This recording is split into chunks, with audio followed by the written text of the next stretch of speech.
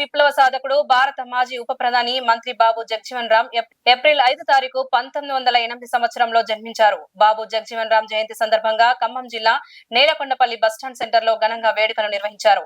ఈ కార్యక్రమానికి రాష్ట్ర ఎంఆర్పీఎస్ నాయకులు వంగూరి ఆనందరావు మరియు జిల్లా నాయకులు పగడికత్తుల మండల అధ్యక్షుడు మాదాస్ వెంకన్న మరియు తెలంగాణ ఉద్యమకారులు నాయకుడు కాసా నాగేశ్వరరావు పాల్గొని కార్యక్రమం విజయవంతం చేశారు. మహాత్మా జ్యోతిరావు పూలే ఆయన మహారాష్ట్ర పూణే ప్రాంతం. వారిని కులంగా మనం భారతదేశం కులమే ప్రధానమైంది కాబట్టి మనం కులంగా చూసుకున్నప్పుడు ఆయన మీద చర్చ జరుగుతుంది. ఒకటి ముదిరాజు కులం అనేది కొంతమంది అంటారు, రెండు తెలగా అంటే మున్నూరు కాపులు అనేది కొంతమంది అంటారు.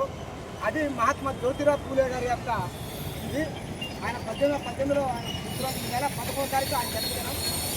రెండోది అంబేద్కర్ గారు, ఆయన 1990లో చనిపోతే 1890 మహాత్మా జ్యోతిరావు పూలే చనిపోతే 1891లో పూలే గారు మన అంబేద్కర్ గారు పుట్టుడు.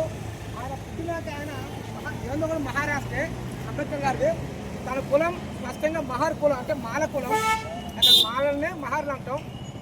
ఆయన ఈయన బాబు జగజీవన్ రామ్ గారు, ఈయన రాష్ట్రం బీహార్ రాష్ట్రం, భారతదేశానికి ఉప ప్రధానం చేసిండు కాంగ్రెస్ పార్టీ లీడరు. ఈయన కులం మాదిగ కులం, చెమ్మార్ అంటారు అక్కడ మాదిగ.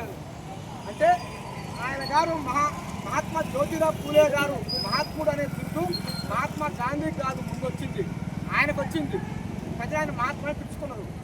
ఆయన ఏవైతే చెప్పిండో దాన్ని ఆయన చనిపోయిన అనంతరము దాన్ని ముందుకు తీసుకుపోయి ఇలా భారతదేశంలో రిజర్వేషన్స్ ఉన్నాయి అంటే మనం ఎంపీలకునో ఎమ్మెల్యేలకునో వార్డు మెంబర్లకునో ఇలా శీలం వెంకటలక్ష్మి గారు సర్పంచ్ బీసీగా అయిందంటే ముదిరాజు బిడ్డ. లేదు గతంలో లక్ష్మి గారు అయ్యారన్న మొన్న మాదిగా ఆడబిడ్డ. వీళ్ళు అయ్యారు అంటే ఆయన చెప్పింది మాకు కావాలి అని. ఆయన అప్పుడు స్వతంత్రం రాలే. స్వతంత్రం వచ్చిన టైంలో ఆయన చనిపోయింది 1890లోనే. 1890 అంటే 1947లో వచ్చింది. ఆయన పుట్టి ఆయన ఏం చెప్పిందో నా గురువు ఆయన చనిపోయినా కానీ ఆయన చూడలేదు. నాకంటే ముందు 1 సంవత్సరం ముందు ఆయన నా గురువు అని ఆయన తీసుకొని ఆయన చెప్పిన